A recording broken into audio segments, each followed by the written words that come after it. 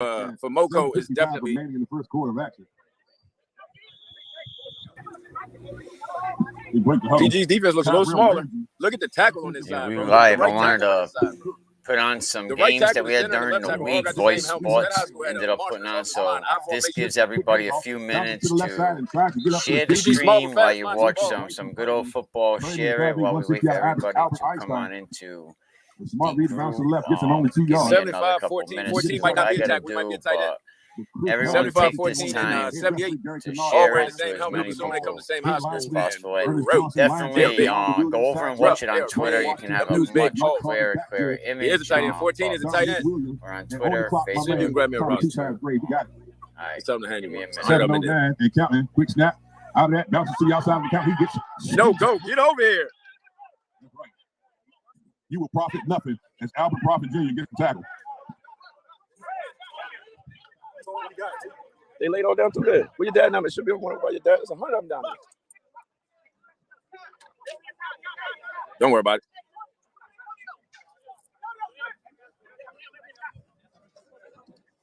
I knew it was 100 of them down there.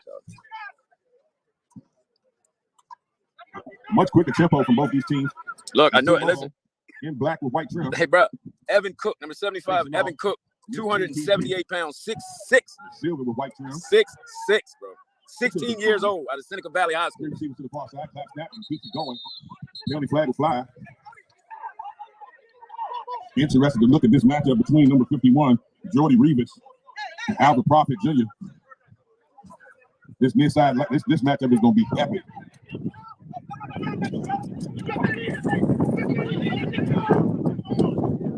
After the infraction, they'll back him up. Wind's starting to pick up. Tell you that's the matchup. Watch Reeves. Reeves and Prophet right here. The snap. Goes underneath. Prophet brings it down. Whoa, no flag on that tackle over here? Wow. Fourth quarter. Listen, there's no way they missed that tackle. Wayne was just talking about it. Wayne was just talking about the matchup with number 51 and number 1, the tackle and the DN, and the tackle literally just wrapped him up and threw him to the ground.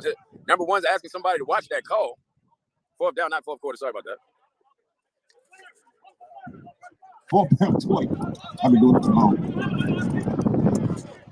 5:47 on the clock. They're going to walk off the punt. See if PG gets a stop. We got 2 defensive stops. Well, we got a defensive stop turnover on downs. And we had an interception. Comments going crazy on the screen. Interesting matchup indeed. And that'll make it first down to 10 for Team PG.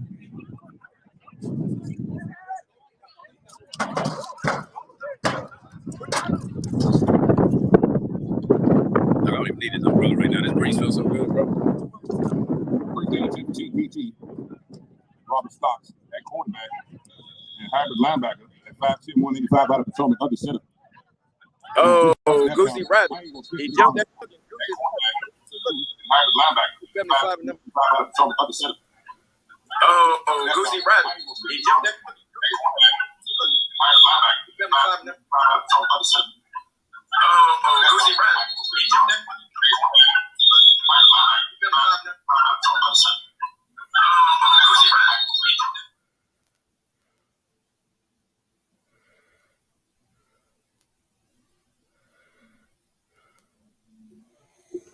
There we go. That looks like that got fixed, man. What's up, my man Wayne? The Voice in the house. Come on, man.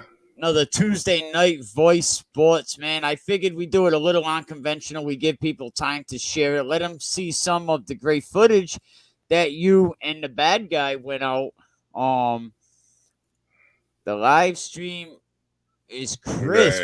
Y'all see the tackles. That's right. Shout out to the bad guy, the Energy, a.k.a. the GOAT, a.k.a. Rookie of the Year. Shout out. And if there is a bad guy, if there is a bad guy, that's right. He does. You know, if there is a Rookie of the Year, the Energy, it's definitely got to be SAMSON. But don't get it twisted. SAMSON without the P. You know what I'm saying? I hit him up once. He said, yo, man, that's SAMSON without the P. So I always remembered that. But Shout out to Samson, man.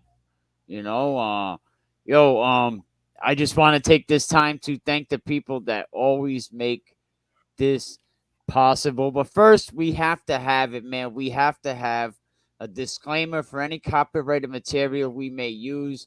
Anything that somebody may say on the show, these are our opinions, and it don't really reflect Voice Sports, or can we keep it real? We have to put that out there.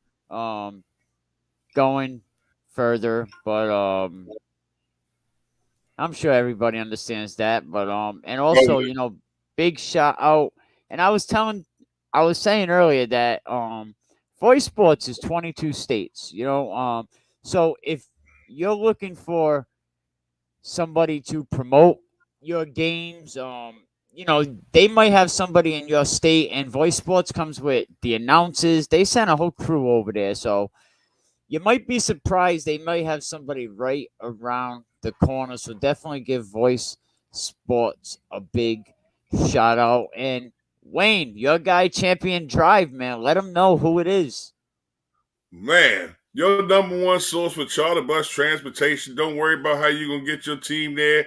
You got the opportunity to ride like a champion with Champion Drive Transportation. Give them a call at 202-534-7558 and get a book date early. Also, man, nobody works harder than my man Ferron Carter, Dynamic Strength and Performance. That's right. Go to the website, www.dynamicsp.net. Download the app and get a customized workout fit just for you and take it to the next level. Find your inner apex predator. Man, it's another Tuesday, and we getting ready to sit down and have a conversation on the Voice Reporter Show. What's good, Mikey? Slow motion better than no motion. Shout out to the Professor Clinton Robinson doing his thing over there. I'm just waiting for football to start. We're not as lucky as you guys, have a lot of football that's been going on. But it's okay. I'll take this time to get ready, because quality over quantity is very important. And in the last year, Wayne, I see a lot of other podcasters popping up. And the only one that I know that's been doing it longer than me is you, but we were the first, right? Right. It's flat. At some points, it gets irritating. At some points, it's flattering. Especially when it seems like they're taking the same subject narratives we set in place and follow right behind it. So, hey, man, do what you got to do. Get the word out. Make it happen, on whatever level you got to get it done. Just keep following the leader. We're going to keep doing it like we do until we rip the meat off the meter. You dig? Oh, that's a fact. And the hardest thing is to set up a show to find the stories, the content, what's going on. And we just freestyle, and I think we've been doing very well. You've been holding it down way before I came along, and I've been around about 5-6 years, and we've been tight ever since, just pushing each other.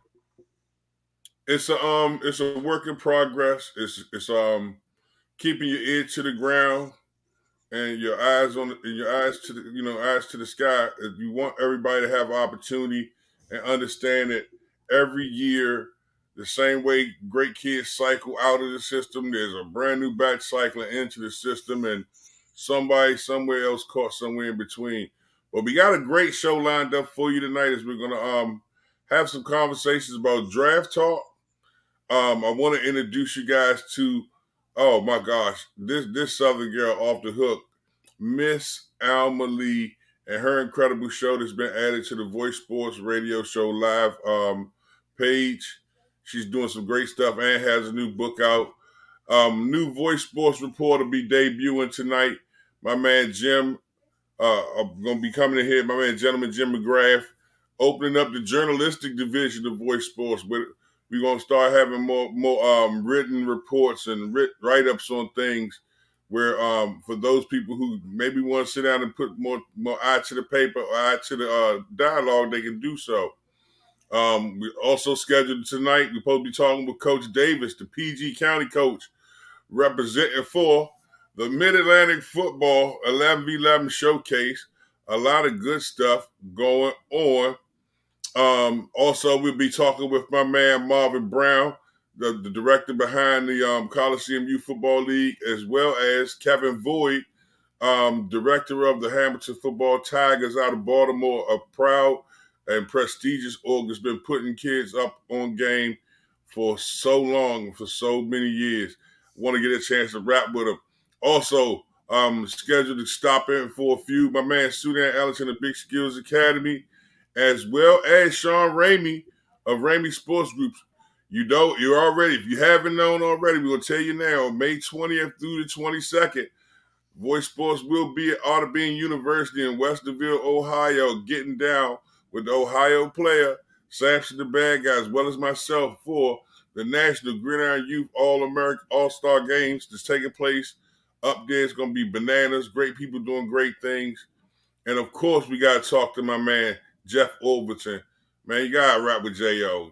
Brain trust behind UYFL's preseason kickoff that's going to be taking place here this year in Woodbridge, as well as an active player currently on the semi-pro level with the Virginia Beast.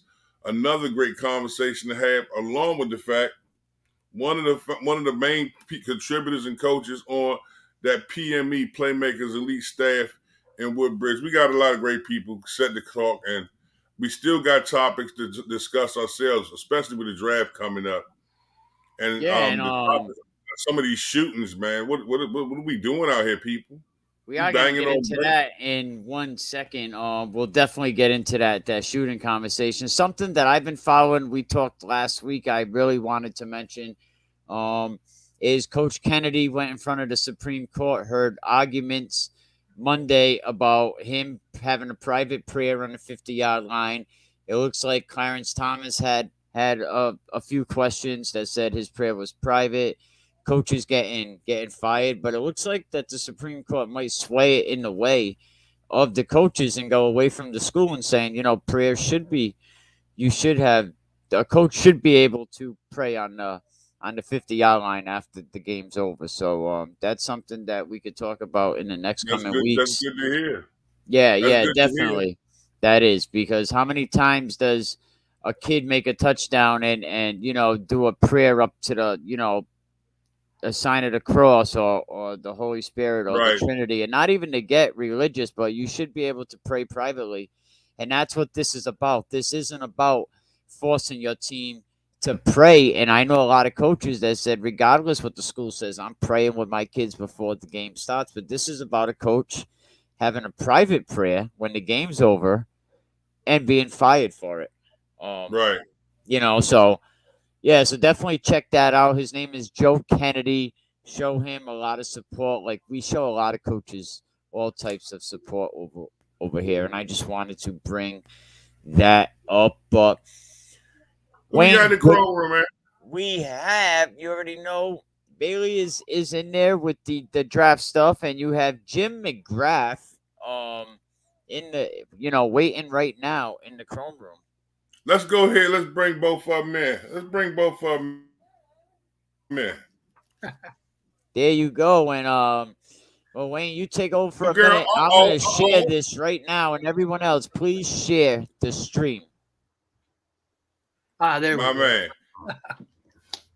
Ladies and gentlemen, get a chance to sit down and talk with two of the best of the best. Hey, look, I know I can say firmly for Bailey, man, she completes the brother, make it look good.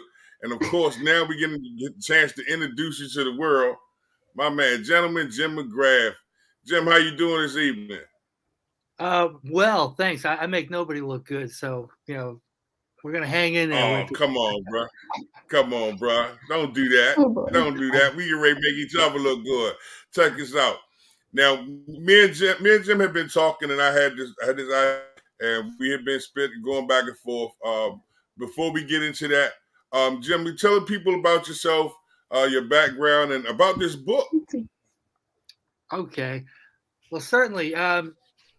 Voice and myself, we've been talking for a couple of weeks, and been talking about adding some journalistic taste to this. Now, we could talk about really the whole state of Virginia, because I'm from Alexandria. I've covered a lot of football and basketball, and well, especially a lot of football in Northern Virginia, but covered everything in Hampton Roads.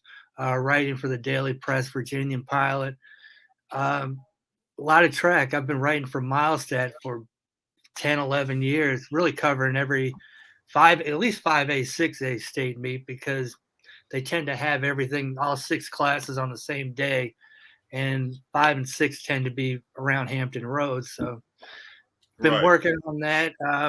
Been working with Virginia Preps.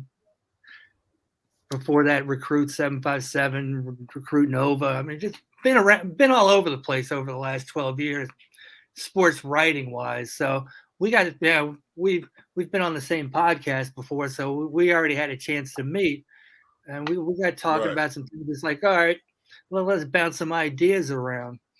And we talked about the idea of just coming up with a topic every now and then, something that we could discuss one way or the other, get differences of opinions from among the viewers and listeners, and have something to blow up a little bit, get some dialogue, and that's the idea. So, Bay, let me show you how I was crafting this mentally. I said, along with adding the journalistic side to the Voycesports universe and the page and everything that's going on, because Jim has such an eye for everything.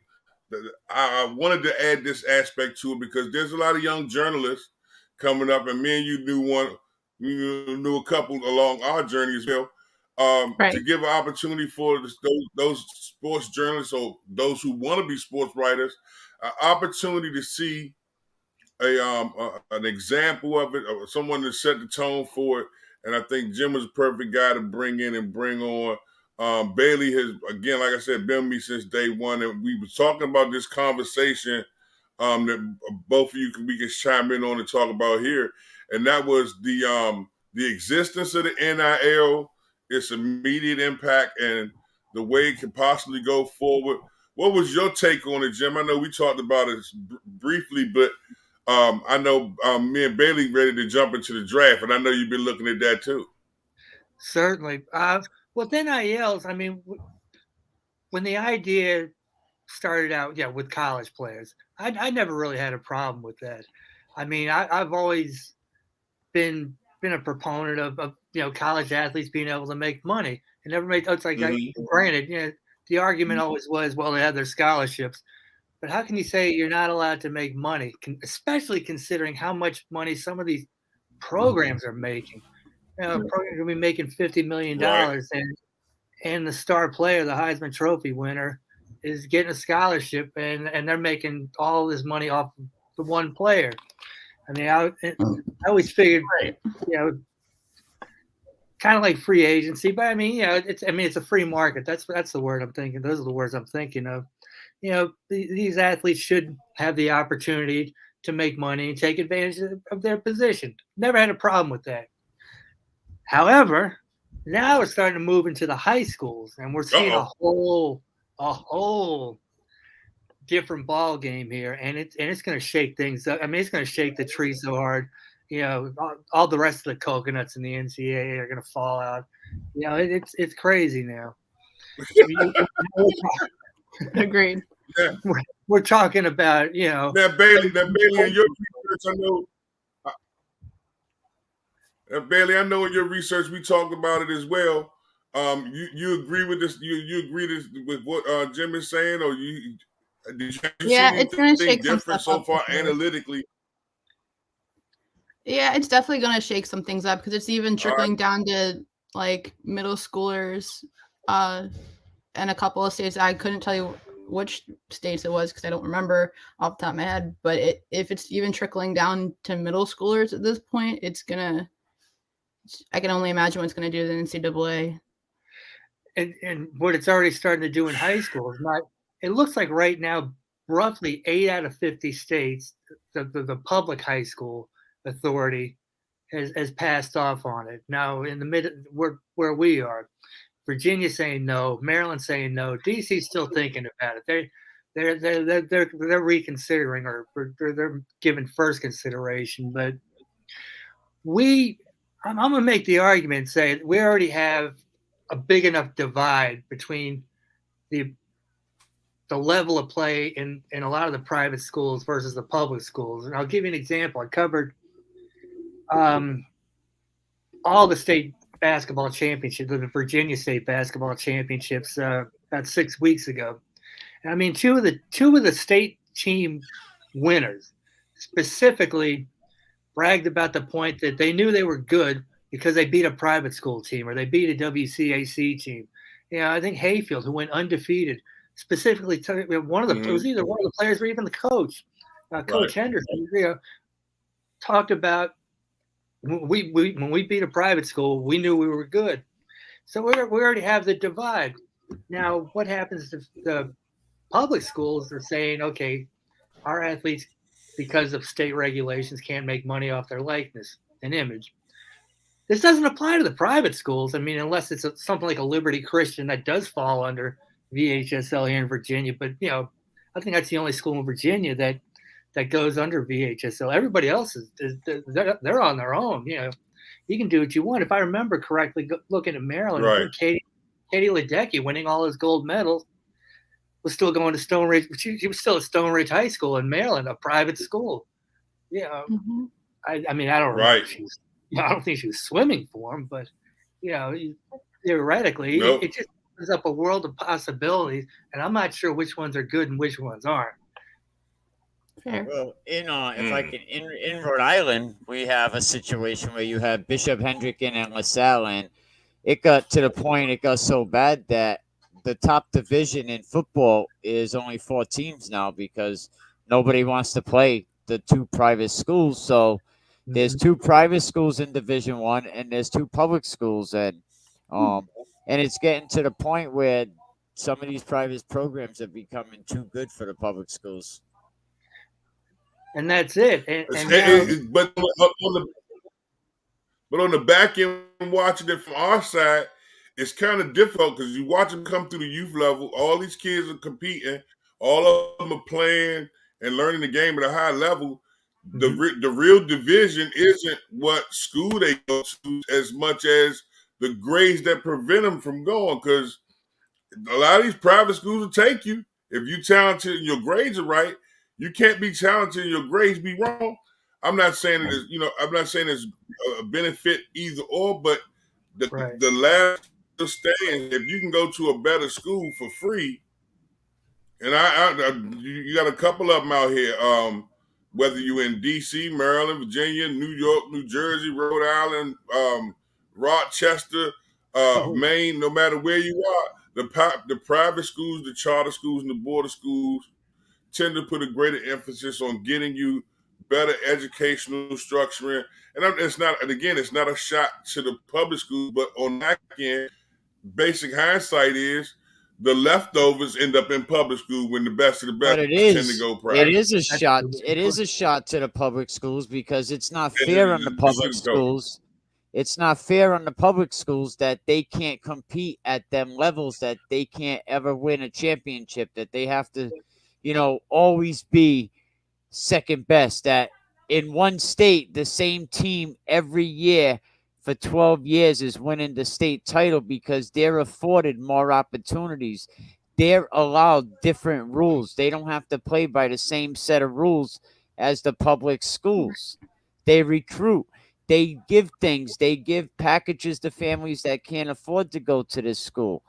And it's not fair on the public schools that are really, some public schools, if you don't win, the alumni is not putting money into the program, and it's just, so we have to have schools.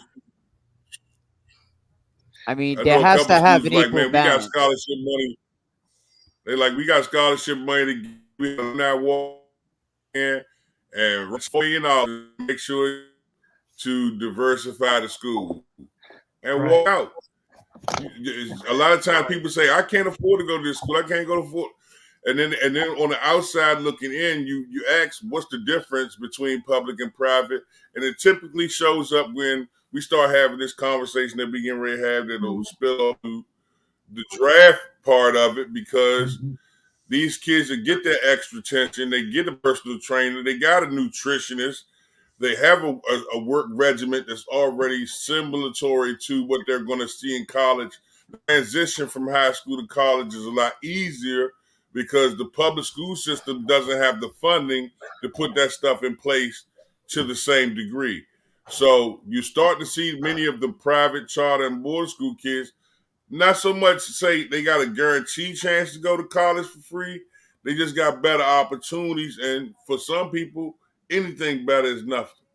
And now with the portal, they have less opportunity now because everyone's Exactly. taking kids right out of the transfer portal. And so now you're not only competing against all these high school kids, and you got these parents that, oh, my kid is the greatest thing since sliced bread. And I'm like, yeah, in Division 4, in a vacuum cleaner, respectfully, you know, but on a college level, your kid is not it. If your kid is not better than the third string Division 3 kid, then your kid is not going to that next level. And sometimes you have to be honest with these people. Fair. I'm bad at that. Okay. Yeah. So I mean, Great observation. 8:20 on the clock. Looking to the move subjects over to the NFL draft, which is set to be held on Thursday. I know everybody has their own special team. This is usually the one time out of the year where I can guarantee me and Bailey end up to. But I know that Mikey's a Patriots fan. Jim, who's your favorite NFL team? the Commanders. That's a correct answer, by the way. And it's so hard to say that. They're the Redskins. Come on, man. Come The on. Redskins. I mean, my mother was a Redskin head, for God's sake. You know, it's like I grew up, Fair.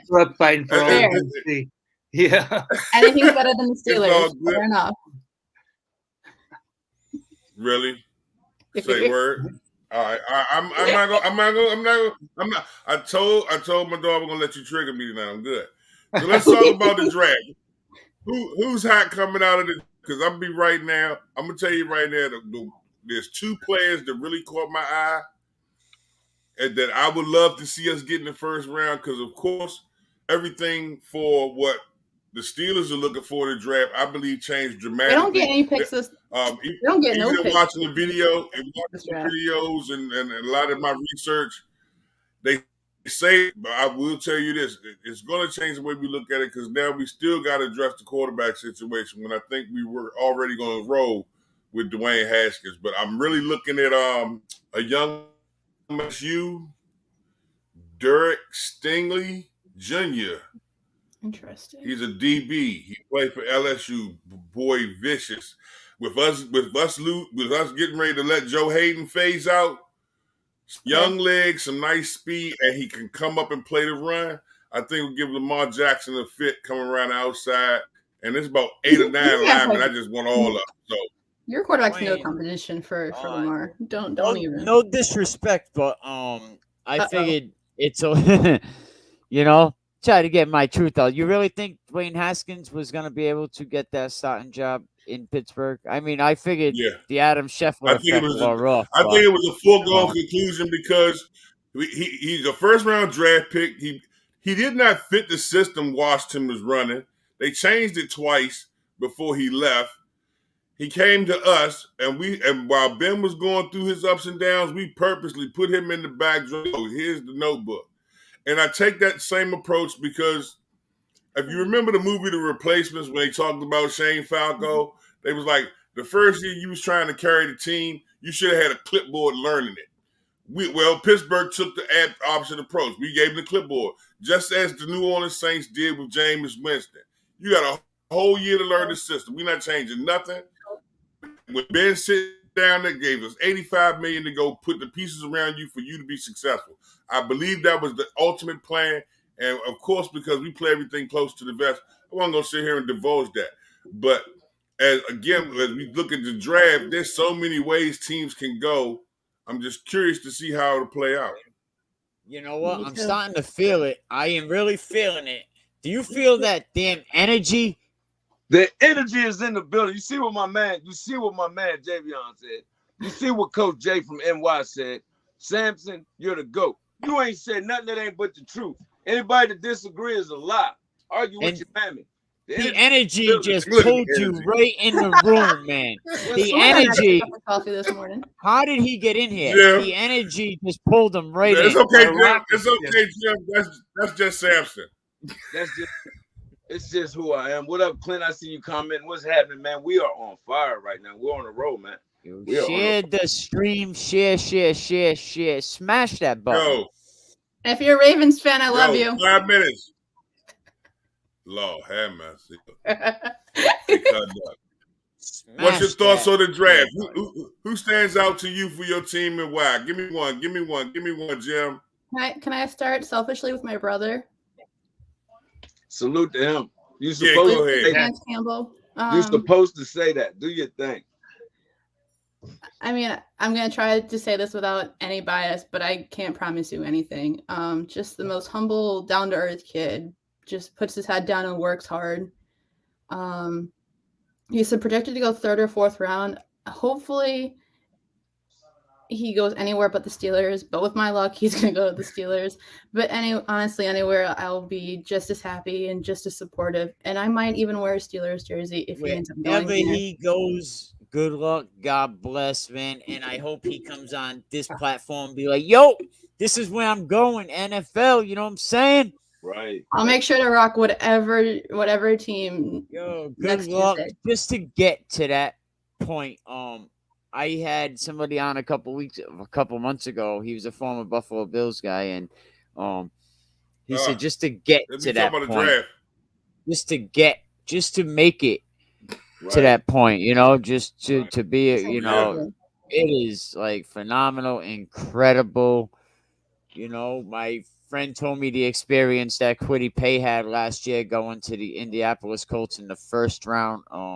So yeah, God bless. Good luck to your brother, definitely. Thank you. Fact. So I guess I'll start with the strongest because that's my brother. I'm so proud of him. I don't watch no damn NFL. All right, go ahead. Come on. Who you looking at possibly going for top 10 at least, Bailey? Give me some names. Top 10 from all of the mock drafts I've seen so far. I've got Trayvon Walker, who's a Georgia edge. He's a junior. He ran a 4.51. And he has plenty of pass rush ability. And that's all I got from him. If I'm going back down the list, top 10. Oh, I'm going to not be able to say some of these. We're going to go, I guess we'll go to Ole Miss rival, who's Mississippi State, Charles Cross, the OT for sophomore. The big tackle. Yes. Mm-hmm. I'm trying to choose names that I can He's actually pronounce. What'd you say? You said he's a sophomore? Yes, sir. Why is he leaving early, man? I don't know. His upside's that good that he's leaving his sophomore year? I guess so. Beast, bro. Oh, he's a red shirt. That's why. Respectfully, though, a lot of guys are leaving. I just watched an article about this. Said a lot of people are leaving a year earlier, and now the average NFL career is down to 2 years. It was 3.8. Now it's down to 2, and it says because guys are leaving college a little early, and they're going in the NFL when they should be going in another year later, and it's hurting the quality of playing. So it's down to 2 years, but that's still 2 years in average life in the NFL. Imagine that, only 2 years, and you see all these people. You not think saying so? that your brother You really think that's why? Yes, I think because people are going in early now, and they're not fully developed yet. I mean, the speed is different. The game is different. So different. Even within the last year, it's very different. That's why I said I don't know why he would leave. Is his upside that good that he's leaving as a sophomore? He's a redshirt sophomore, so I guess it's technically his junior year. That's different. Yeah, redshirt junior. Because he gets that extra year, right? Because of COVID. But that's even bomb. then, with the new NIL, like I don't see no rush in leaving, because if you're that good that you think you're going to go in the draft, right, then you're going to get some type of endorsements while you're in school. So why, I don't know, leaving as a sophomore or a redshirt sophomore, that's pushing it. Maybe pushing it. I guess my next contestant will be none other than the Ole Miss quarterback, Mr. Matt Corral, projected to go 28th in the first round. Who I'm super excited and super happy for him that he is going first round, because that's incredible to go through everything he went through with schools. There's a couple quarterbacks coming out in the draft though. Yeah, well, I was gonna stick to my team selfishly because I love Ole Miss. If I do say so myself. 21 and 28, they're gonna. It should be everything. Everything. No, I was just going through the list. Nope. There's a top 100. I was just going with the ones that I know first because, I mean, they're my team. Well, he come to Pittsburgh too. Why you worry about it? He come to Pittsburgh too. NFL. I'm talking about college. My team is Mississippi right now. Right. So watch it, Wayne. So Jim Sampson, have y'all seen any players that in the draft that caught your eye? Neither one of y'all. Yeah, but I mean, the one I've been hearing about was Kenny Pickett, the quarterback. But I mean, admittedly, right. You know, the thing, I tend not to pay attention to the draft until it's going on because, you know, God bless these guys that can make it. Mel Kiper Jr. Love him. Living all year, just okay. Well, here's the draft for this week. Here's the draft for next week. And then when it gets down to the event, it just ends up being different than the 50 he predicted anyway. So it's just kind of like, why is anybody listening to him in the first place? It's kind of like being Kiper's kind of like a sports weatherman. I look at him like a sports weatherman. I love okay. weatherman. I call him like a sports weatherman because when I sit there, he'll predict stuff, and chances are it's not right. It goes another way. Yeah, it's not right. He can say a weatherman will come onto the show and say, "Hey, chances are it's going to rain today." Be nice to my man. It don't make you right or wrong. It might not. All right, it's 8:30, Wayne. Before I bring on the next guest, there's something that's been a hot topic, and I want to pretty much give me 1 second to get it up here. Can we do it? Like?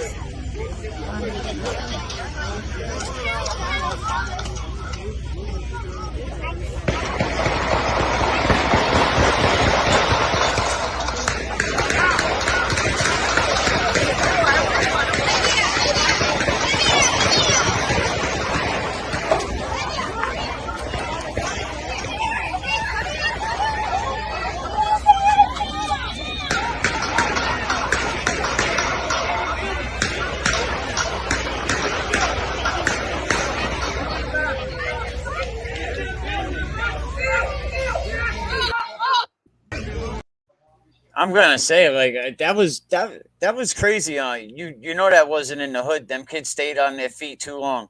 If that right away, as soon as you hear that in the hood, them kids would have been on the ground. But that is crazy that you hear that so close to a baseball game. And why would anybody, like, what is the story with that? I didn't have a chance to read into much of anything. Does anybody know why that happened?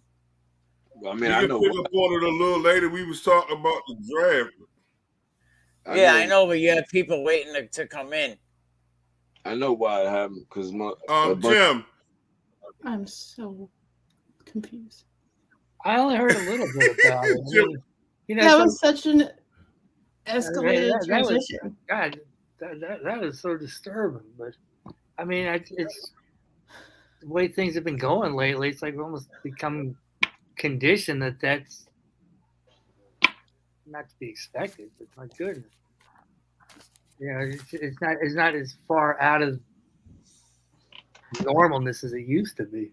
Yeah, and that's the sad part. You're absolutely sad part is that how normalized it's been. It's becoming of the norm. That's the sad part, that it's becoming of the norm.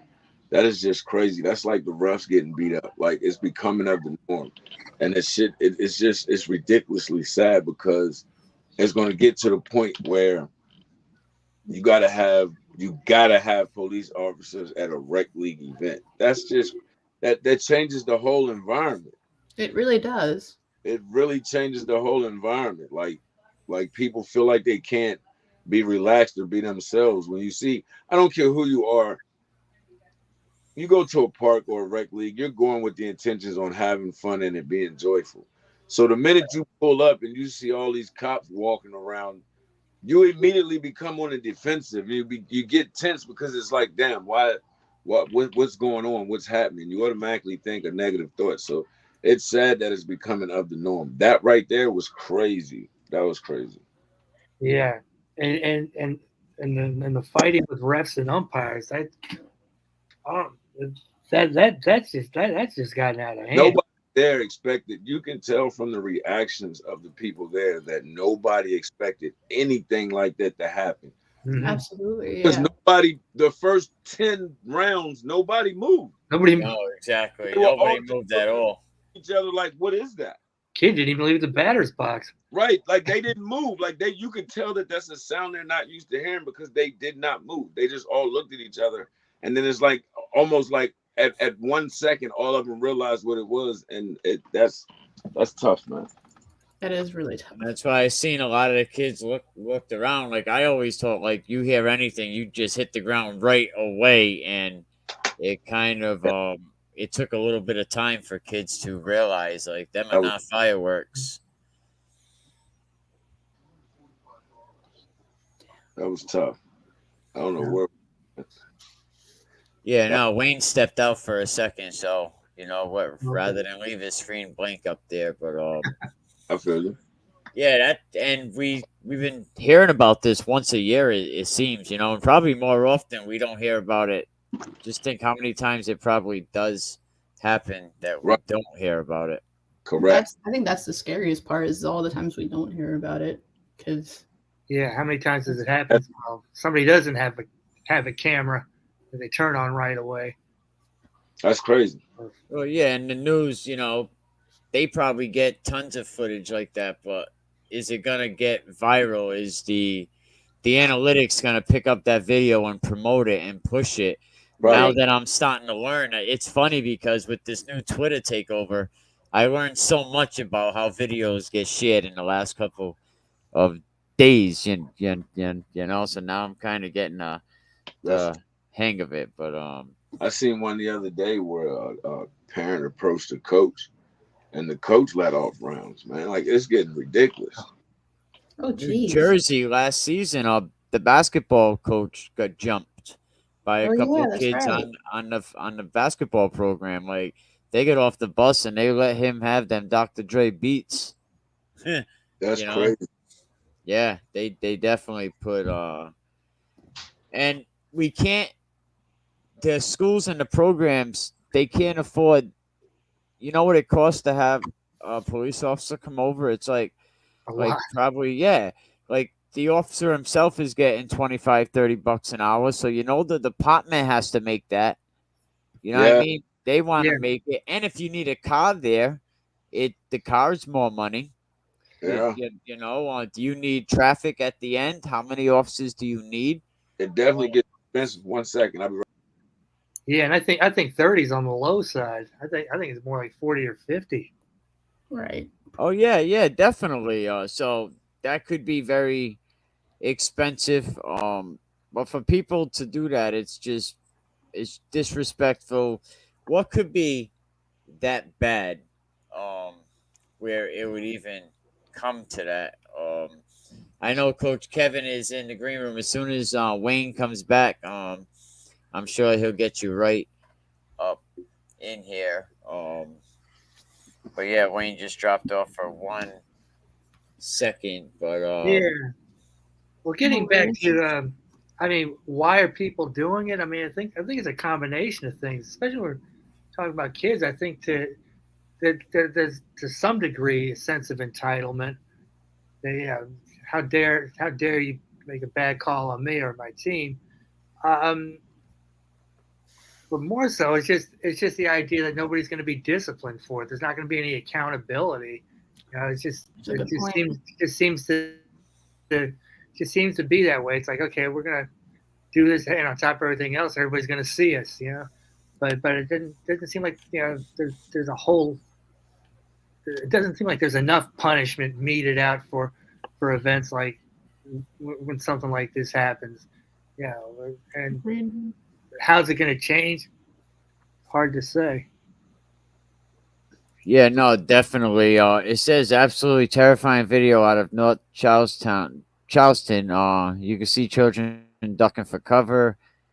The baseball game as dozens of shots rang out at Pepper Hill Park. Thankfully, no one was hurt. According to the police, witnesses say multiple vehicles pulled into the parking lot where a fight broke out before shots were fired. Oh, Yeah, gosh. of course. Officers say they will be meeting with recreation staff today to create a safety plan for the city's park and playgrounds. In the meantime, all games scheduled for today have been canceled, and that's courtesy of Blake Ferguson. We got to give him his due. But yeah, it's crazy. And that happens all too often. I seen it happen at courthouses where a situation happens, and Right. you know, guys go to their car, they get their weapon, and you know they retaliate. But it shouldn't be happening at youth sporting events. That's for sure. No, not at all. It shouldn't happen at any level. And I would hope that it's not. I would hope that it's not a case of the younger players emulating what they're seeing, you know, on TV and on YouTube Or in and the video games too. Yeah. Yeah, especially the video games. I mean, yeah, they used to say with the old Roadrunner, Wile E. Coyote, and just all the violence on Saturday morning TV was going to cause all the kids to just break bad and be horrendous citizens. But we seem to turn out all right.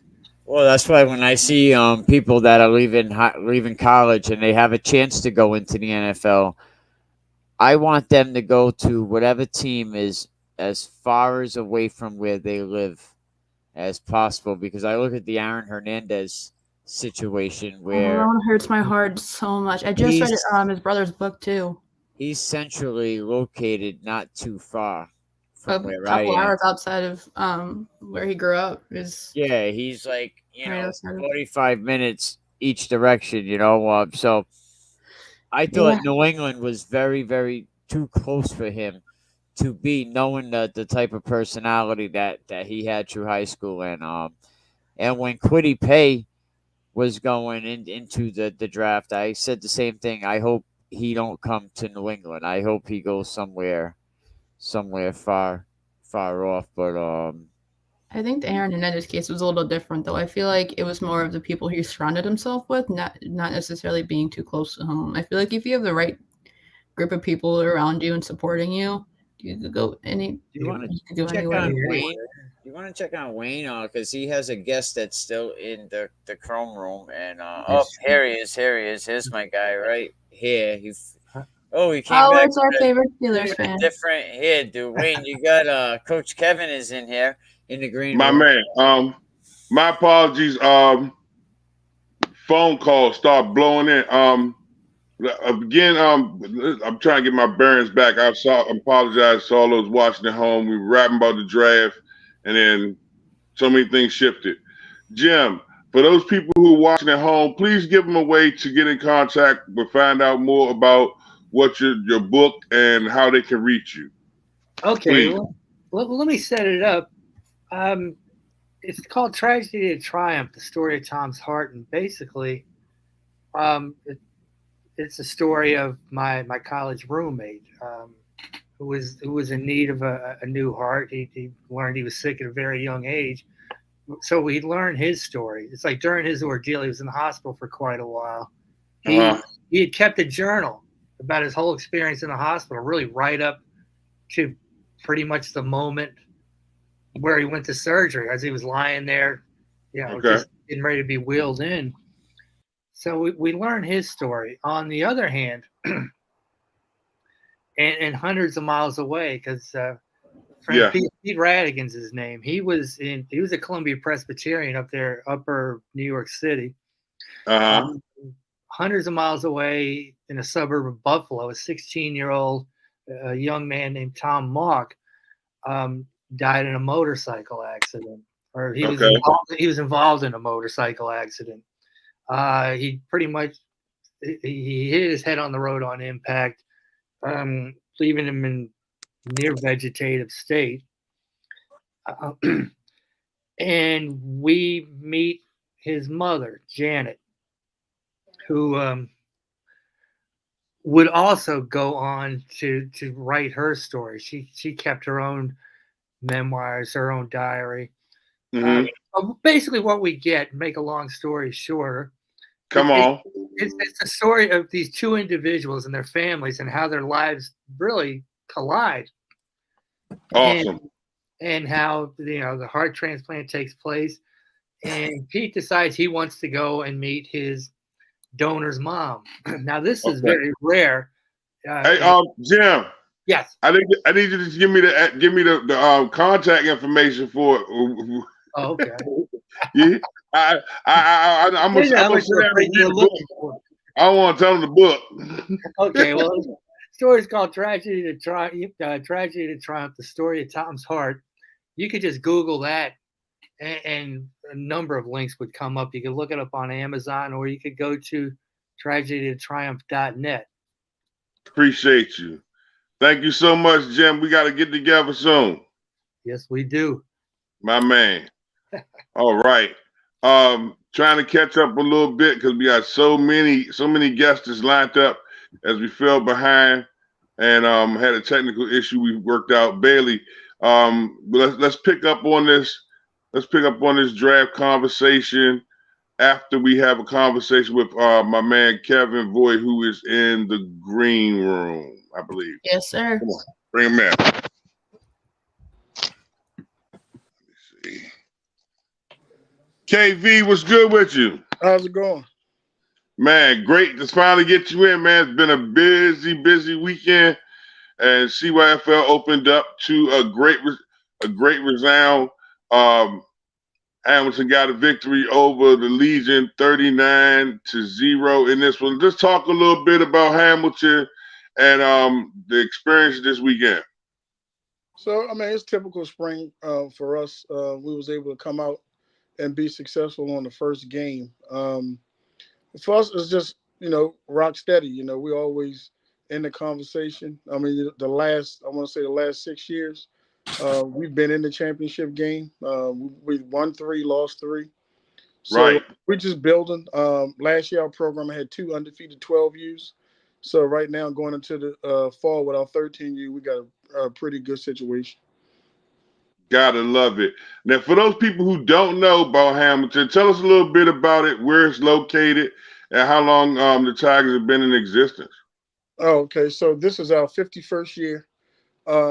We had planned on having a big year last year, a big celebration, but COVID pushed it back. So we're going to have a 51st celebration this year. I think our custom uniform is going to be going back to the original red that you've seen us wear before.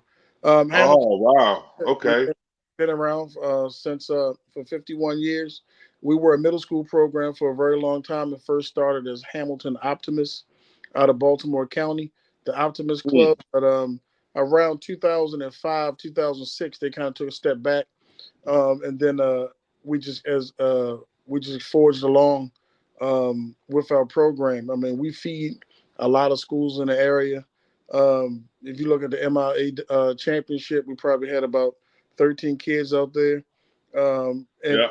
On our Mervo team, we probably had about 11 kids on the team that won a state championship. We had kids on the DUNBAR's team that won a state championship. So I think our program has been very relevant in youth sports, high school sports. I talked to a few coaches today that within the next 2 years, we may have 10 guys playing in the NFL from our program. So the next two drafts, we have Thomas Booker, who's in this draft this year. He played a D tackle out of Stanford. He had the second fastest D tackle 40 time. He threw the bar up about 35 times. So he's projected to be a second or third round pick. So the model that we give our kids are, once you get into high school, let's start looking at college. Let's start preparing ourselves to get into college. And then once you get into college, then you prepare yourself for the ultimate goal of making it to the pros. So that's a little bit about us. We stress academics. We have an academic monitoring program for our kids during the fall. And we just want to maximize. We know that private school is not for everyone. So we have avenues where kids have been very successful playing in public schools as well. So we just want our presence and, like you said, keep your foot on their throat. Yeah, I don't want to be biased because I talk about you guys a lot on the road, and this was the first weekend Samson had a chance to see you guys. Samson, you got any questions or comments that you would like to add to it? Man, listen, talent. You guys got so many weapons. I mean, you could give you was giving the ball to whoever, you could throw it to whoever. Your defense was strong and aggressive. The game really wasn't close. I gotta ask you. You just named a lot of schools that you feed kids into. Mm-hmm. Outside of media, I do the 7-on-7 thing. Right. I work at a couple high schools. I got a few relationships that I try to mix up.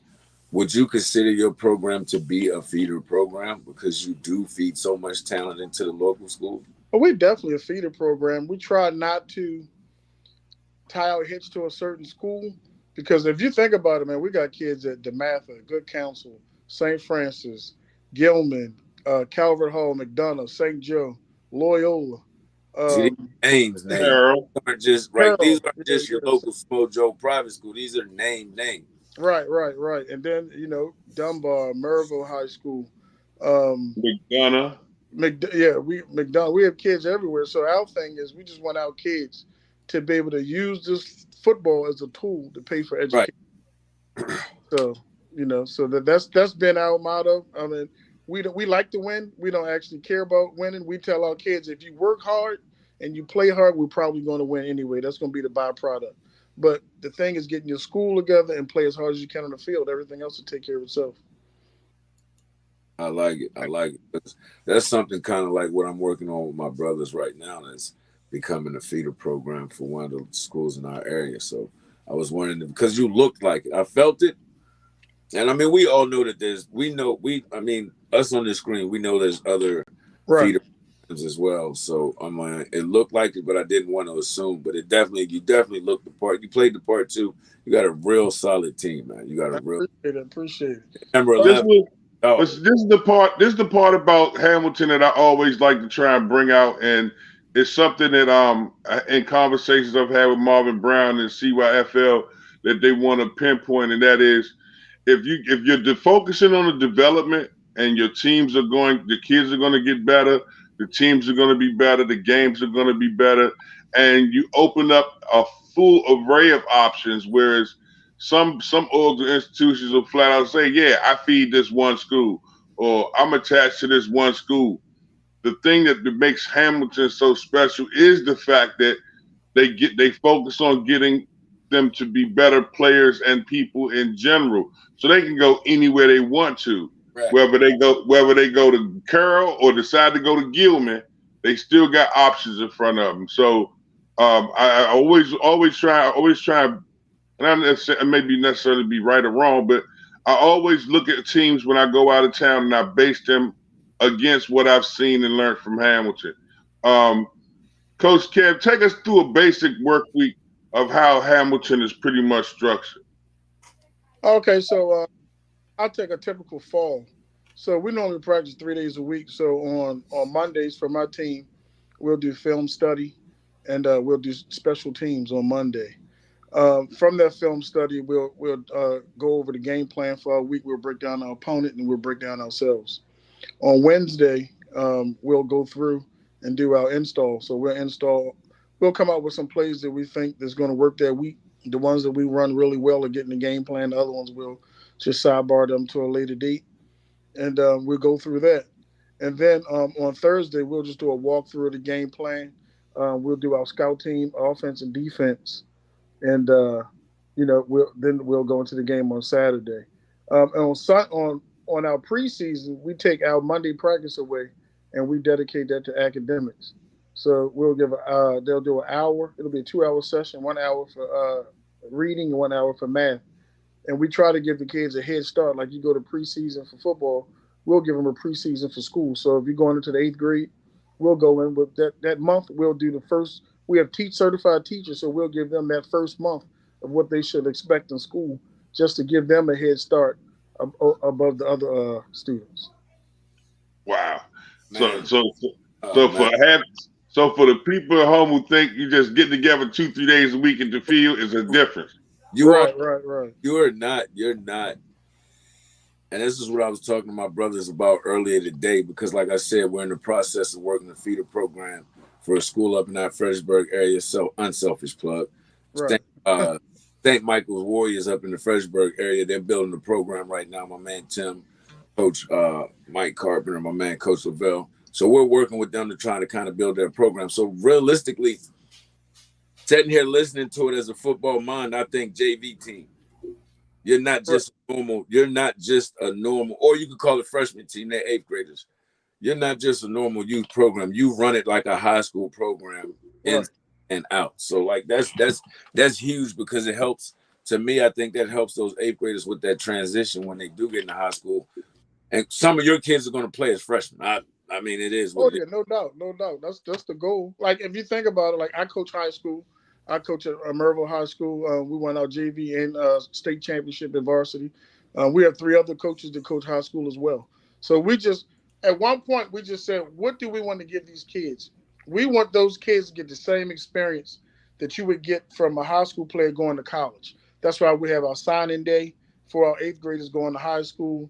Wayne's going to be hosting our ring ceremony. We had 3 teams win the championship last year. So that's when their rings come in, we're going to do a ceremony just to let them get the rewards from their hard work. I love it. And that's the same mindset I got up here with mine, man. I love it. For those people who watch at home that are from that area, Baltimore area, want to know more about the Hamilton Tigers or never heard about you until they saw this, how would they go about getting in contact with you, KV? Hamilton Football, HamiltonFootball.com on the website. And then we have a very large Facebook and Instagram presence, and that's Hamilton Football as well. And if you go through, just look at, we got a strong alumni presence where you can go through and look at our past and previous kids. We do. When the kids leave, they come back. One of the things I'm proud of is when we practice in August, I want to say at least 3 times a week, we have a high school family come back and they talk to the kids. Last year, we was blessed to have Cam Hart come back. He's at Notre Dame right now. He came back in August and talked to the kids. We have Brian Barisi, who came back. He's playing at Clemson. Wow. And it's giving the kids an opportunity. It's tangible. They can see it. These guys wore these same uniforms. These guys were the same coaches. Like our coaching is not a lot of turnover in our coaching. We had Curtis Jacobs. He's playing at Penn State. He's come back. Wayne, you remember interviewing Dante Thornton when he made come on, man. He's in Oregon right now, playing football at Oregon, 6'5". My man. Good gracious. So yeah. I mean, we just been blessed. We've been very blessed. You got Tiny down at Clemson. Tiny at Clemson.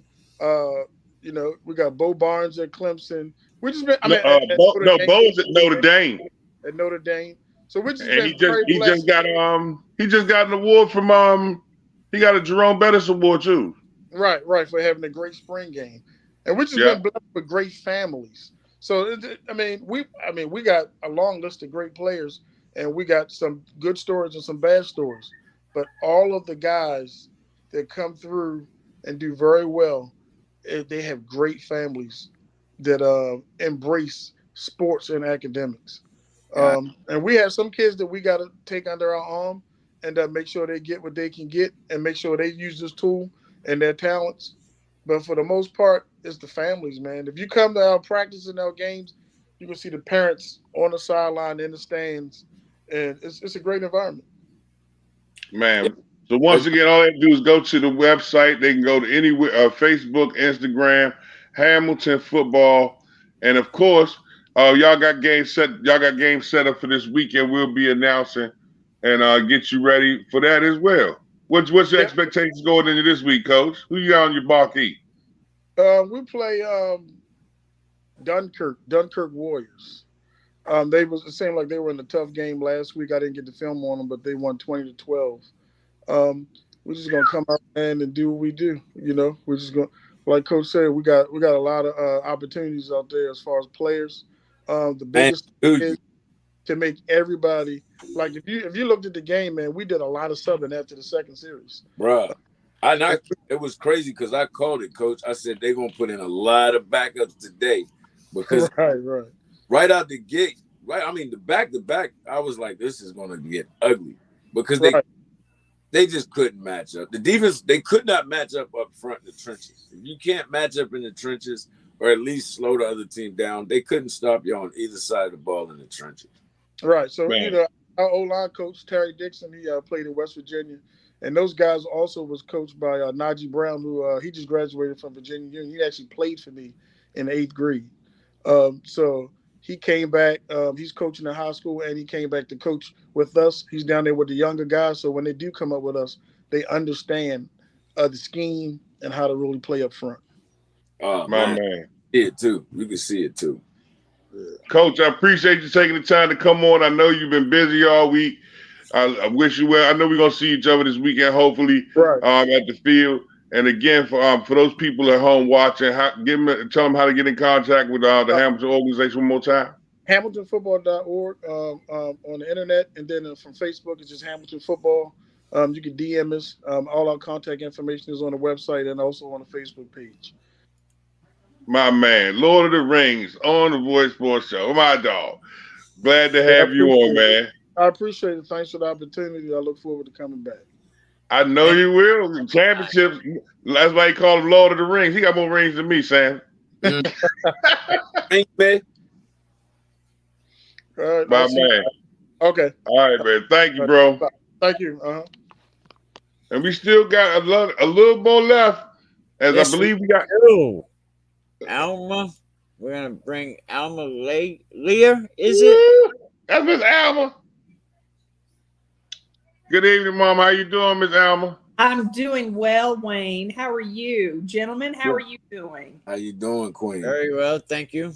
It's my pleasure to be in such greatness and to learn so much about these sports. Wayne and I were talking the other day about coaching, and I am a student of life, and I'm a psychotherapist, and it's interesting to me how what you do as youth sports directors and coaches and the influence that you have on these young minds and how you have the ability to impress upon them a sense of camaraderie and connection with their peer group is tremendously beneficial for their overall wellness.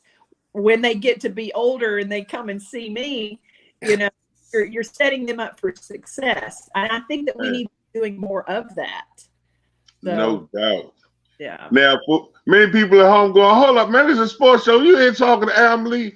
Yes, I'm talking to Miss Alma Lee because first and foremost, while we are a sports show, because we are a youth sports show, we are a community. And along with the Voycesports page, we have cheerleading, which is Voice Cheer. We also have a live stream page, which is called the Voycesports Radio Show Live page. Mm-hmm. And on that page, you have an array of great people doing live streams and broadcasts that aren't just sports-based, but community and family-based. Yep. And along with the wellologists and Dr. Anu, Samson, I had a chance to holler at my man Clinton, and Clinton introduced me to Miss Alma. So I started watching. So then I called her the other day.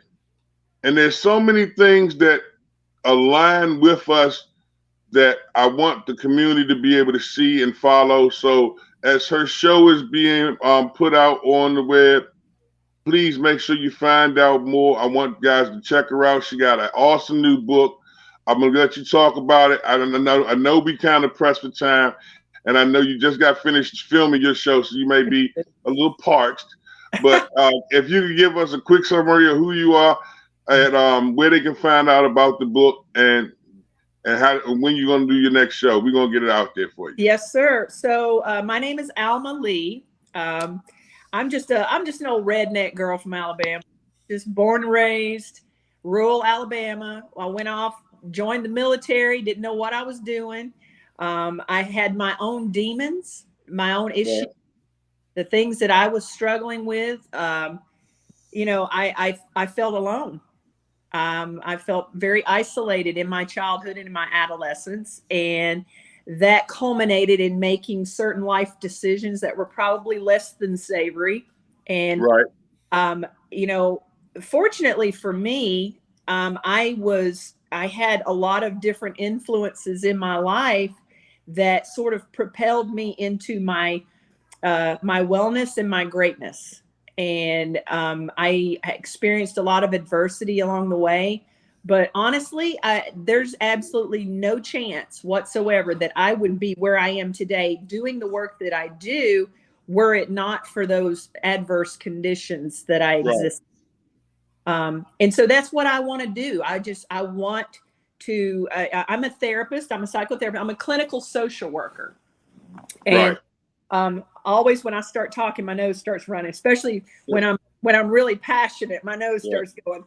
And many people say, how does that connect? Well, you have a lot of student athletes. Yes. You have a lot of student athletes that come from broken homes. Yes. The moms are single moms, single dads, couples that just wrestle with day-to-day stresses. And if they can't express it or get it out or get the type of help they need, it impacts the kids in one way or another. 100%. So to move forward, I want to not only have Voice Sports be something that you can gravitate information for from the field to the sideline and from the sideline to school and school to college, but have things in place and have people in place to help those within the community. The ones that's in the bleachers should get just as much spotlight as some of the ones on the field because they both cast light on each other. Right. So if you're wondering where the disconnect is between it, it's no disconnect.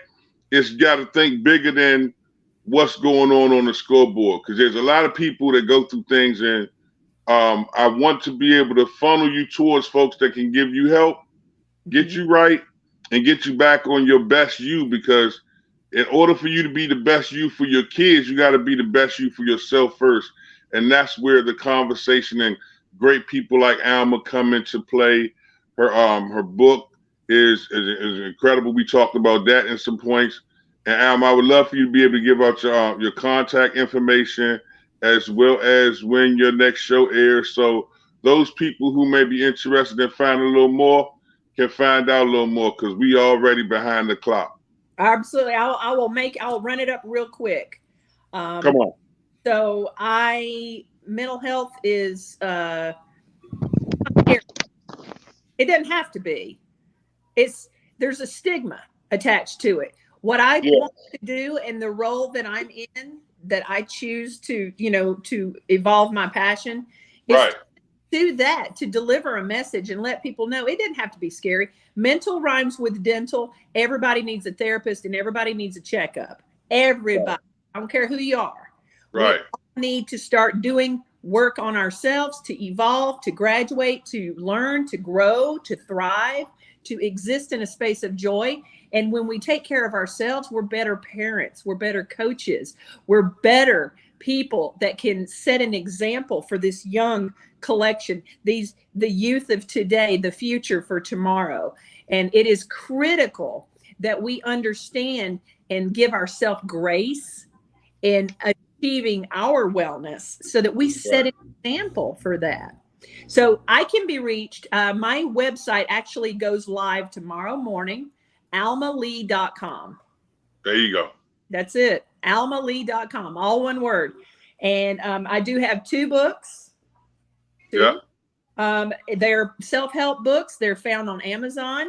My most recent one is the dumpster fire experience that I have had since I've been divorced, of dating, midlife and dating. So I just took it as inspiration that there's a lot of people out there that need some help to heal their wounds. It's basically, this is a permission slip to go and get yourself some therapy before you get into another relationship after getting divorced.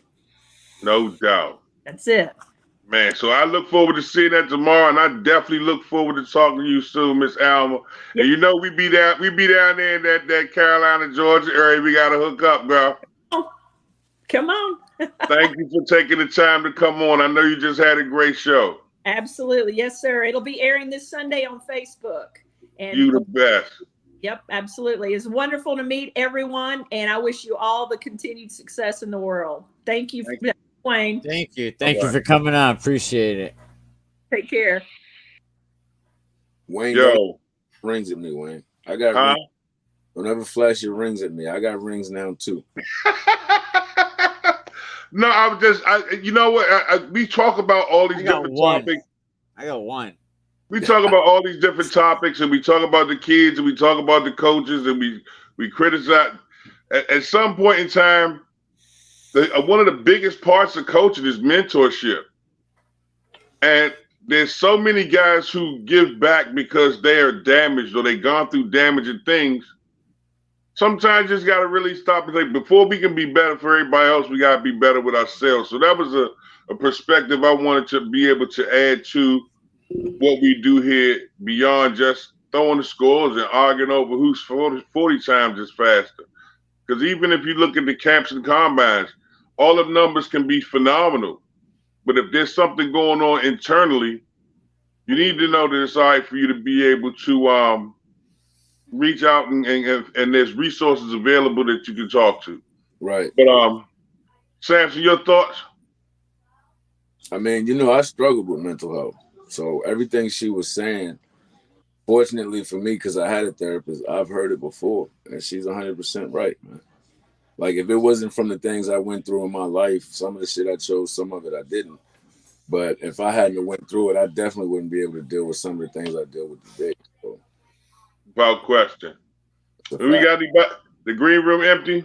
Yeah, it's empty. I mean, that's a fact what you say about mental health, because, I had to learn a long time ago to let stuff just roll off your shoulder and say, F it, no matter what, I can't change the outcome and I can't let it stress me out.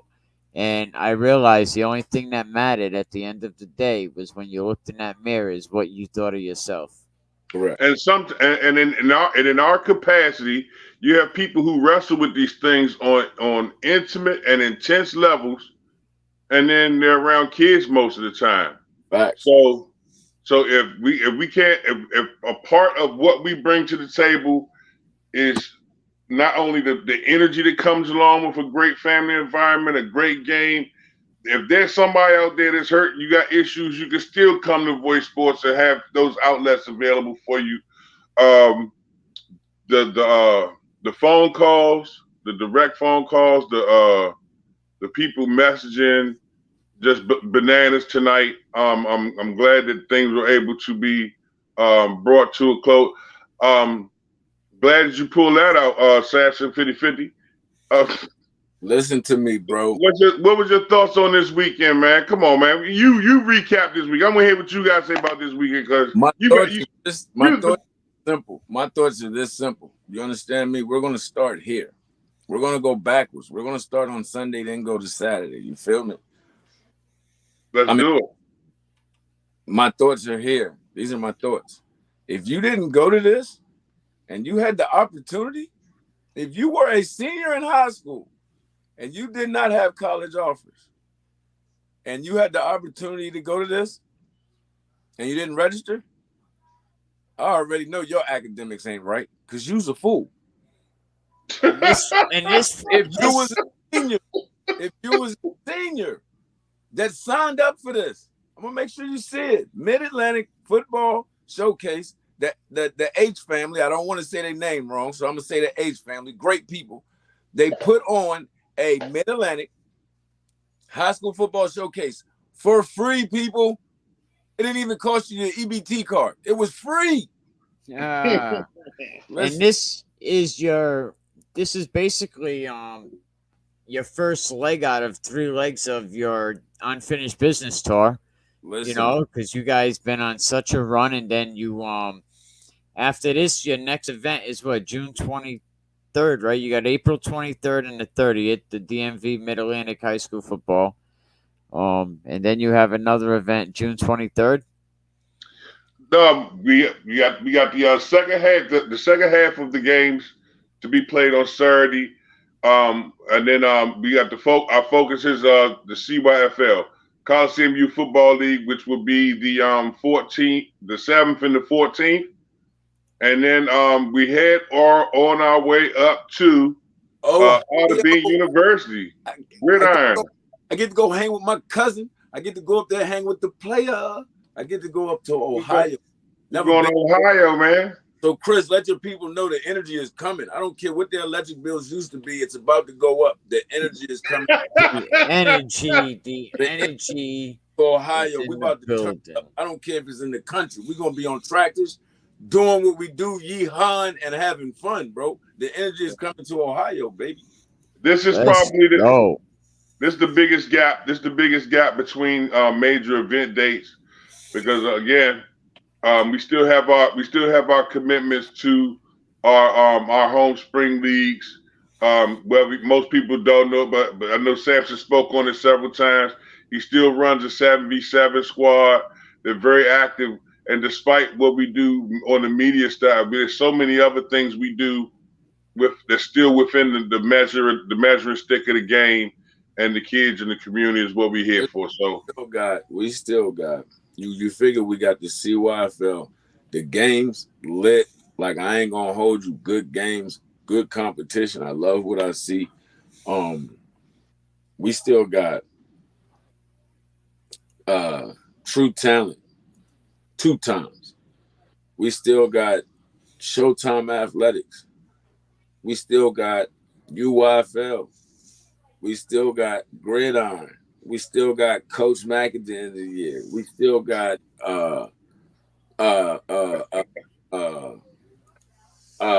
so many Cold World. We still got Cold World, yo. Still got my brother. We still got my brother Dinkins on the preseason kickoff classic. We still got the UYFL kickoff classic.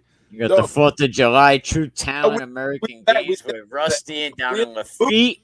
Battleground after that. I finally get to go to the booth. So we locked and loaded, man. And who doing it like us? You see the live? Curtis Reese, Baton Rouge, yo, that live is on point. The Professor, July 8th. It's not your normal live. Listen, let me explain something to y'all, man. We run commercials. So all you businesses out there, you got to understand something, man. If you want to get in, you got to pay like you weigh. That's it. That's it. My man Dinkins, you see my man Dinkins, paid for a commercial, got a commercial. That's what we do, man. We're everything media. If you don't know, Wayne's so damn humble. I'm not. I'm going to say it like it is. I mean, look into the camera. If you don't know, we are the one-stop shop. We the one-stop shop. From videos to commercials to the live stream to a call in the games to photos to sideline interviews. We give you that ESPN feel, baby. 22 states, so you may not think that they could be somewhere, and look, they'll have someone there. All I'm going to say is this. Sunday, let's go. All I'm going to say is this. Hit my man Tico up. Hit up TPM Mother J. Ask them the type of energy and the live and the vibe that we bring to these events. If you're not booking us, you done lost your mind, baby. You done lost your mind. We do what we do and we do it well, dog. We take pride in what we do, bro. We take pride in what we do. So if you're not booking us, you don't want there it is. The GOAT. We got Coach for you. That right there, that's the New Jersey event, bro. I'm telling you, dog. We listen, man. It's different. We bring a different energy, and it's not just the live, man. We bring a different energy. Wayne in the booth, the environment we bring to the booth, whether it be the other coaches, the referees, dog. We had Wayne had a youngin come up, a kid that played in the game, not a parent, not a coach, a kid that played in the game, a kid that played in the game. After his game, made sure he came up to the booth just to tell us how dope we sound announcing the game. And that's what it's all about, man. You know, having a good time at the game, having a great announcers there. Samson does a great job with the game in 22 states. So, like, we could promote your event no matter what if you got a product, you got a clothing line, we can promote it. Do it all, though. We're, like I told Wayne the other day, bro, we're a network. We got so much content that if we wanted to, we could literally line up and do a show do multiple shows. We spread them out by choice, but we really could do multiple shows every day of the week and give you some type of content. We're like a network, bro. Like, No, that's a fact. That's a fact. And that's a fact, bro. If you're on the East Coast, man, and I'm speaking facts. I'm speaking physical facts. Go look it up. Numbers don't lie. Go look it up. We videoed an 8th grade game this weekend. We did a live stream for an 8th grade game this weekend. I'm about to put you on the game. I'm about to drop a tip. I normally don't do this, but I'm gonna do it. That game we did this weekend, we did an 8th grade game this weekend that's already hit almost 5,000 views. It sounds like me and Wayne are in the booth together, but we're not. That's just how good we are at what we do. Wayne was in the booth. I was on top of the booth, but it sounded like we was side by side because that's what we do. We give you that vibe and that energy. So again, bro, if you're not booking us, you tripping. And even if you just need some promotion done, you know, like I said, you got a product to sign, you got some, you know, we'll drink your energy drink. We got, you know what I mean? We got Wayne, we'll drink the energy drink online right now on my Instagram, his Instagram, my Twitter, his Twitter shit. What platform don't we got? We got right. Voice got a Facebook. Local Live on Sports Media got a Facebook, a Twitter, a YouTube, a Instagram, and I got a Local Live on TikTok. Go stop playing with me. I'm 12,000 deep on TikTok. We promote like we literally are the one-stop shop, bro. So all you event, I'm not knocking nobody else's hustle. I'm just speaking on what we do.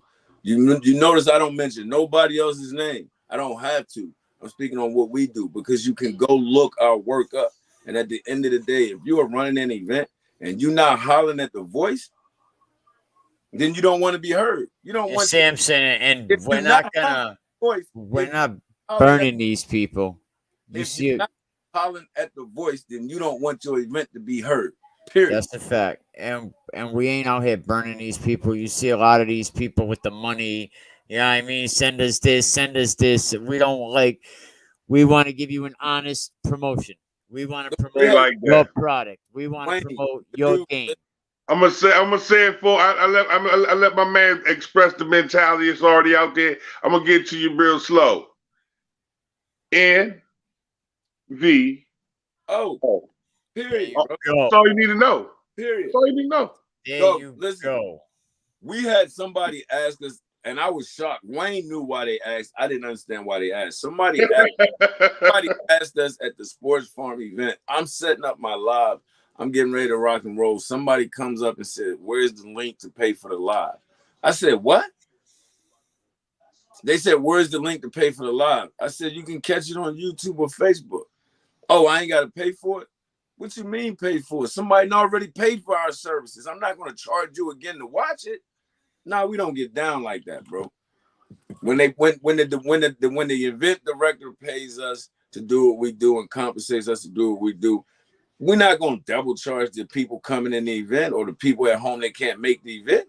Some people don't, but some people don't get that, Samson, and that's the fact that everything you see here, Voice Sports, from the announcing history, the relationships developed, the games, the kids, the coaching, the attachments, all of these things were done without ever charging a family or a child directly. It took longer, but we have our place, and now to be able to say we can take you from the one end of the East Coast to the other, and from the top to the bottom, and show you it, versus you just scrolling my timeline and watching me move by myself. Now you're seeing the impact and the power that people have if they push positively and move together in unison. The common core is to do what's best for the kids. When you do what's best for the kids, you do what's best for the family. You do what's best for the family, the community win. When the community win, we all win because we are the community. That's a fact. That's a fact. You know, that's the fact. They don't understand it, dog. Listen, I still can't get over the love we got in Jersey, bro. New York, I'm sorry, the love we got in New York. My bad, Coach Jay. It's now New York. It's Atlantic City, New York. I still I want my man Coach J hit me in my inbox like, what I tell you about that?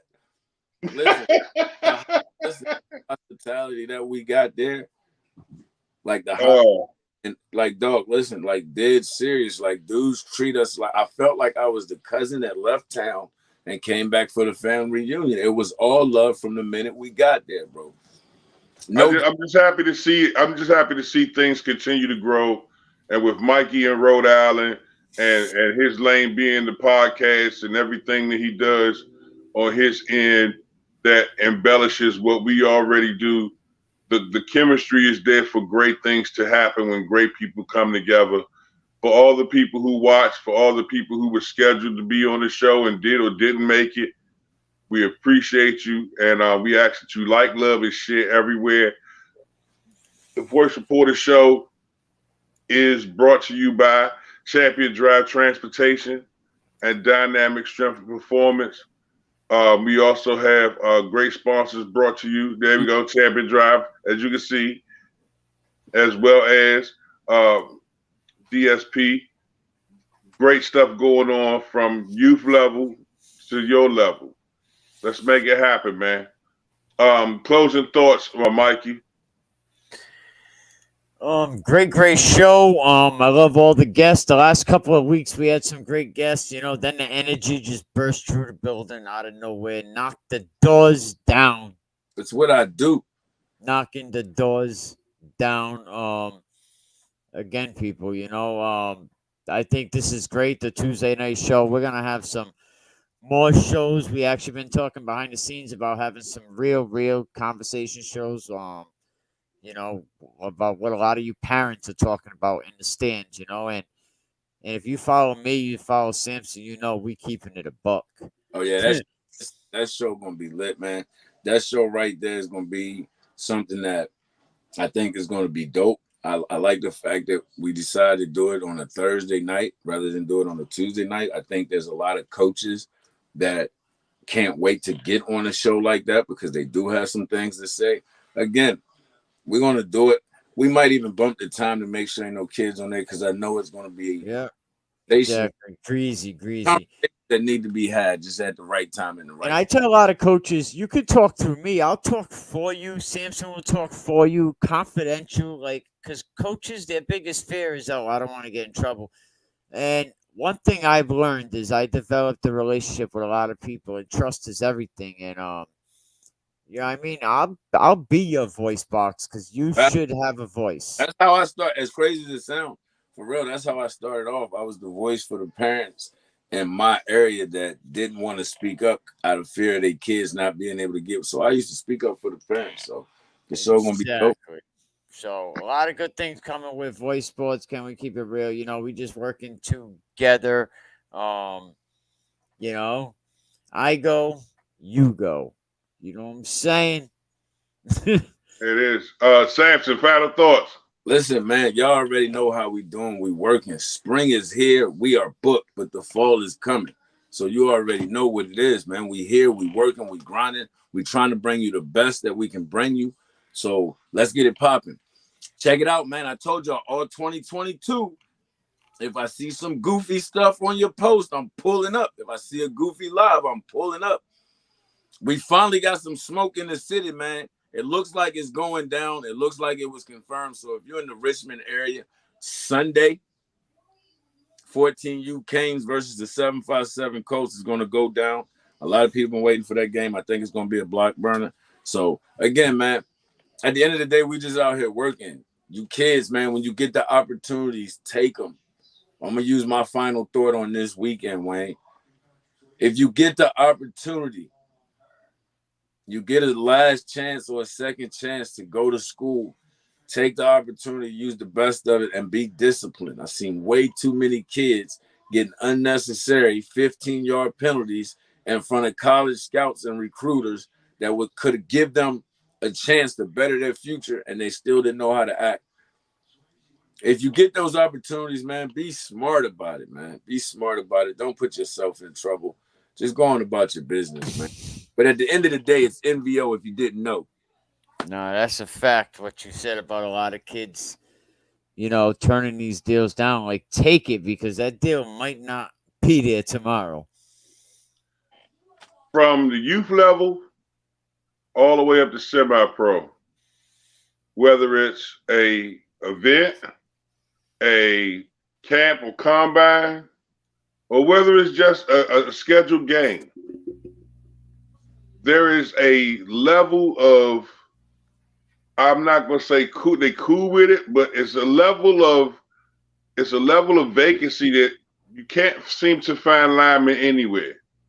I know the new sexiest 7v7. I know the new sexiest 7v7, but at some point in time, we're going to have to invest in these linemen. I know I say it a lot. Maybe it's because I am one. I've played the position myself, but we have to do something because when you start to go to these youth events, you're looking for linemen.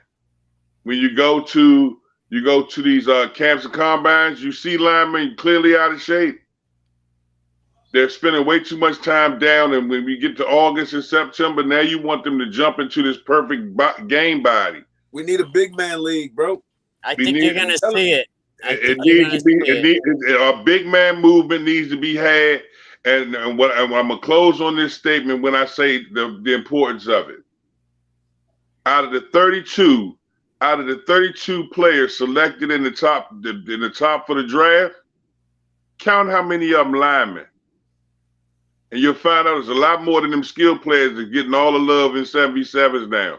Listen, you gotta we need, and I've said this before, we need a league where, and I'm gonna say it real quick so we can get out of here. But for example, if I got a tackle team, you got a tackle team, you got a tackle team. During the spring, when we do our 7-on-7 stuff, I should be able to say, okay, I got 6 linemen. You bring however many linemen you got how many linemen you got. If I'm playing you in 7-on-7, our linemen are doing lineman competition on the side. We need a league for linemen to keep them busy, bro. Because now you got linemen, and I see it all the time. You got linemen now to stay busy out here trying to play baseball, trying to play lacrosse, trying to play basketball. When that's not their sport, but they're doing it because they have nothing else to do. We need a spring league for linemen, bro. I'm starting to see it now. I'm seeing these 7v7 leagues, seeing that there's nothing for the linemen. Breakthrough, Coach Dunbar actually introduced his next season. They're actually going to have a lineman camp, 5-on-5 as well as a 7-on-7. So I think people are starting to see it. You know, Wayne's boy, Big Skills, right? He's starting to do some starting to do some lineman stuff. So I think in the next year or two, we're going to start to see some big boys. So wherever you are around the country, when you watch this show, wherever you in the north, south, east, west, or in and out the country, make sure that you're gonna indulge in it. You're gonna give it all you got. Let's not just stop from end zone to end zone. Let's not stop from sideline to the track. Let's not stop from the track to the bleachers. But let's try and make everybody better that's involved in the environment. Because at the end of the day, we are all communities, and we all want to be better. We all want to be educated. Thank you for watching the Voycesports show tonight, y'all. Y'all be blessed. All right, we out. Wayne, Samson, have a good night. I'll talk to you guys next Tuesday, man. Hey, Mikey. Yo. You put that gunshot joint up there. You know how many people called me and tried to jump on the joint talking about what was that about? Where's that from? Hang on. Send me that video. Oh, all right. You didn't see that? I have it. I know about it, but I didn't put it in the lineup. Oh, yeah. We talking about the draft, and you put a shooting up. You got people calling me like, what's going? Where did that happen? What's that about? Yeah, right. Well, I wanted to stay on a time frame. You know what I mean? Plus, that wasn't even an outline. Yeah. Well, we still live, so we'll talk about it. But it's good to we'll talk soon.